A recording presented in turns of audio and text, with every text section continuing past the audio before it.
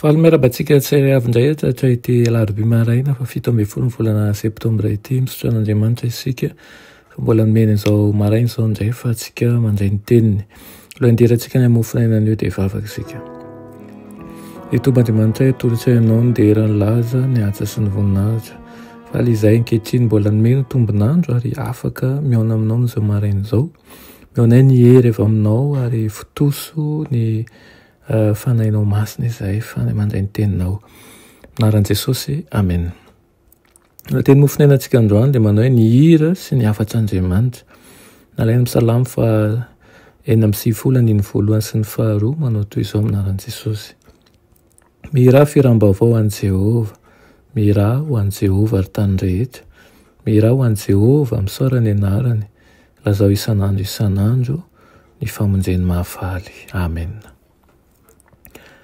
Efa alina vitsivitsy izay tena sahira-tsaina hoe Madamo Ety nandinika ny zavatra azontsika hatao mba hanehoana ny fahamarinana natrehan'ny olona ao amin'ireo tanan-dehibe ireo. Azontsika antoka fa raha mandre fotsiny ny hafatra izy ireo dia handray ny fahamarinana ny sasany ary hampita an'izany amin'ny hafa. Milaza amin'ny mpiangona ho aminy mpitandrina fa fampianarana ampidoza no entintsika aminy. Ary raha mandeha miaina an'izany izy ireo dia voafitaka sy voasarika io fampianarana hafahafa io.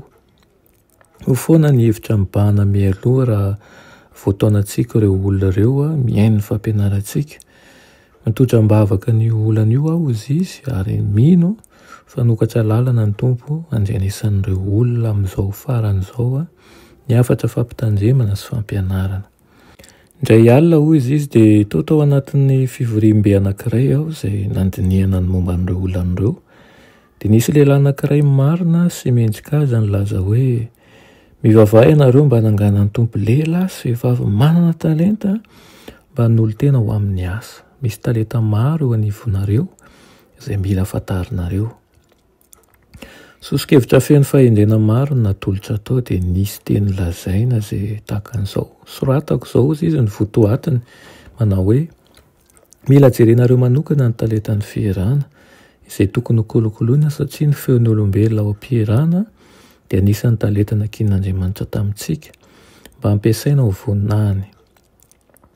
Mampiasa betsaka io talenta io ary mahazo tombony lehibe amin'izany rehefa avalo ny fahamarinana ary manjary simba sy ampiasaina amin'ny tsy izy ary manatanteraka ny fikasan'ny Satana ifanomezana avy amin'Andriamanitra io izay natao fitahiana ho an'ny fanahy. Fitahiana io talentan'ny feo io raha toa ka atokana ho an'ny tompo hanatanterana ny asany. Mana-talenta saingy tsy homen-daza izany isika ny ankamaroany. Tokony hodiniana ny momba azy dia asarika olona maro ny talenta ka andre ny afatry ny fahamarinana ireo izay miaino izany. Aokany ho tao amin'ny fanahy masin'Andriamanitra tokoa isika ka mampiasa ny talenta izay ananantsika rehetra ary indrindra ny talentan'ny feo, ny fihirana izany mba hanehoana ny afatr'Andriamanitra eo amin'ny hafa, hanitona anazy ireny, handika ny fahamarinana fa tsy entiny angalana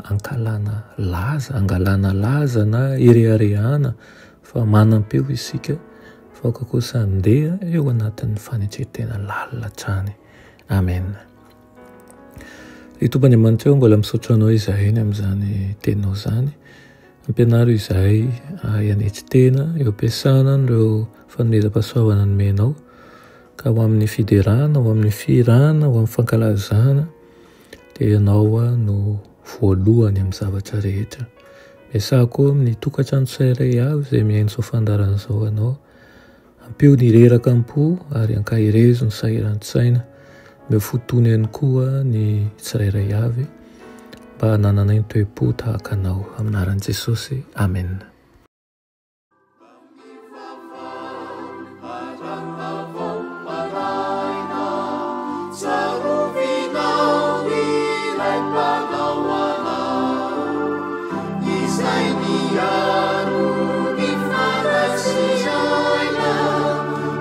Sa